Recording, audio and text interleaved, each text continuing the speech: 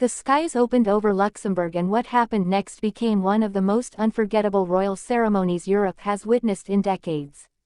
While rain poured relentlessly from grey clouds above, nothing could dampen the spectacular enthronement of Guillaume and Stéphanie of Luxembourg as they ascended to their roles in a ceremony dripping with both rainwater and unparalleled glamour.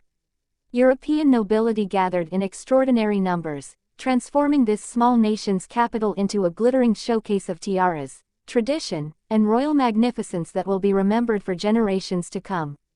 Before we dive deeper into this remarkable story, make sure you subscribe to our channel, hit that notification bell so you never miss our exclusive royal coverage, and drop a comment below telling us which royal family moment captivated you the most. Share this video with anyone who loves royal history and pageantry, because what unfolded in Luxembourg deserves to be seen by everyone who appreciates true elegance and tradition. The rain began early that morning and refused to relent, creating a dramatic backdrop that somehow amplified rather than diminished the grandeur of the occasion. Umbrellas became unexpected accessories to ball gowns and military uniforms as European royalty arrived in waves, each entrance more spectacular than the last. The weather challenged every carefully laid plan, yet the determination of the Luxembourg royal family and their distinguished guests transformed potential disaster into something unexpectedly magical. Rain-slicked cobblestones reflected the lights of ceremonial vehicles, creating mirror images of splendor that photographers scrambled to capture. Guillaume and Stéphanie themselves embodied grace under pressure, literally and figuratively. Stéphanie emerged as a vision despite the challenging conditions, her ensemble chosen with meticulous care to represent both Luxembourg's heritage and her own sophisticated style. The future had arrived in Luxembourg, and she wore it with remarkable poise.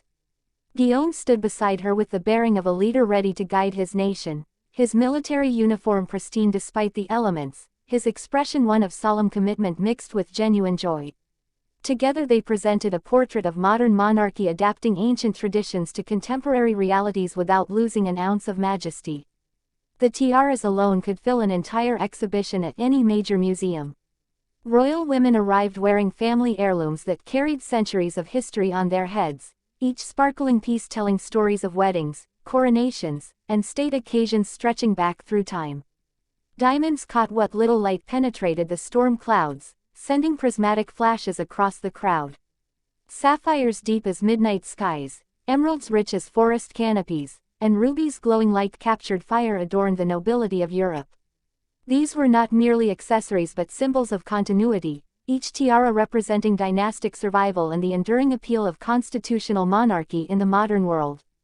Royal watchers noted the unprecedented attendance from across European courts. Reigning monarchs, crown princes and princesses, and representatives from nearly every remaining European royal house made the journey to Luxembourg. This gathering spoke volumes about the respect commanded by the Luxembourg monarchy and the interconnected nature of European royal families. Ancient bloodlines converged in this small nation, creating a living genealogical chart that historians would study for years. The Spanish royals brought their characteristic elegance, the Scandinavian representatives embodied their nation's blend of accessibility and tradition, while other attendees represented the full spectrum of European monarchical styles. Fashion experts watching the ceremony witnessed a masterclass in royal dressing for inclement weather. Designers had clearly anticipated challenges, creating gowns that could withstand rain while maintaining their beauty. Fabrics were chosen for their resilience, cuts designed to look stunning even when dampened. Train bearers worked overtime to protect delicate hemlines, and the results proved that true style transcends weather conditions. Colors ranged from classic neutrals to bold jewel tones, each choice reflecting the wearer's personality while respecting the solemnity of the occasion. Some opted for traditional floor-length gowns while others chose cocktail-length dresses, creating variety within the bounds of formal royal protocol. The ceremonial aspects proceeded with clockwork precision despite Mother Nature's interference. Military bands performed with instruments that must have required constant attention to keep functional in the wet conditions. Honor guards stood at attention with water streaming down their faces, never breaking formation. The commitment to tradition and duty on display moved observers who understood the physical discomfort being endured for the sake of ceremony. Luxembourg's armed forces demonstrated why military precision remains central to royal occasions, providing structure and gravitas that modern pageantry requires. Inside the venues where portions of the ceremony took place, the atmosphere shifted from rain-soaked determination to warm celebration. Chandeliers illuminated rooms filled with flowers despite the gray day outside. The contrast between exterior weather and interior warmth became metaphorical, representing how monarchy itself provides stability and continuity regardless of external circumstances. Toasts were raised, speeches delivered, and the bonds between European royal families reaffirmed through shared experience and mutual respect. Stéphanie's journey to this moment fascinated observers worldwide. Her background brought fresh perspective to Luxembourg's ancient institution, and her evident commitment to her adopted nation won hearts across Europe. The way she handled the challenging weather conditions with grace and even apparent good humor demonstrated character that goes beyond surface glamour. Guillaume's choice of partner clearly reflected deep thought about the future of Luxembourg's monarchy, selecting someone capable of modernizing while respecting tradition. The religious elements of the ceremony carried profound meaning, connecting contemporary Luxembourg to its deep Catholic roots while acknowledging the nation's increasing diversity. Prayers offered for the royal couple asked for wisdom, compassion, and strength to lead in complex times. The sacred and secular intertwined as they have for centuries in European monarchy, creating ceremonies that resonate on multiple levels from the deeply spiritual to the purely aesthetic. Children present at the ceremony provided moments of unscripted authenticity that social media immediately embraced. Young royals navigating puddles in formal attire, flower girls clutching bouquets while rain dripped from their hair, and page boys maintaining composure despite obvious discomfort created humanizing moments within grand pageantry.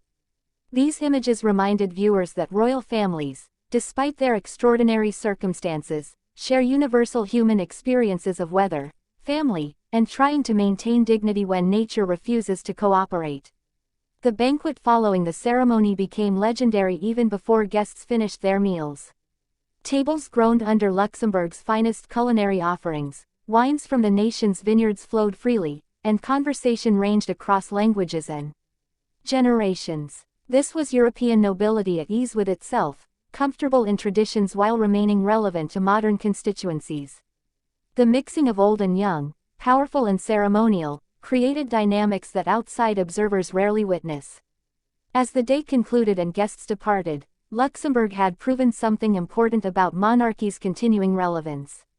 In an age of declining institutional authority and increasing skepticism toward traditional hierarchies, this small nation demonstrated that pageantry, continuity, and ceremonial leadership still resonate deeply. The rain that threatened to ruin everything instead became part of the story, a reminder that some things transcend weather, fashion, and convenience to touch something more enduring in human nature.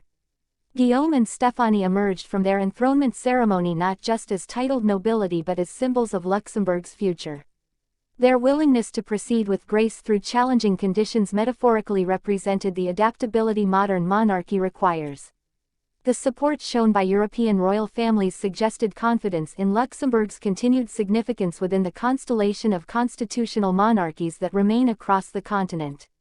So here's what everyone watching this historic ceremony really wants to know. Does the spectacular display of royal tradition we witnessed in rain-soaked Luxembourg prove that monarchy still has genuine relevance in our modern democratic world, or was this merely beautiful theater masking an institution whose time has passed?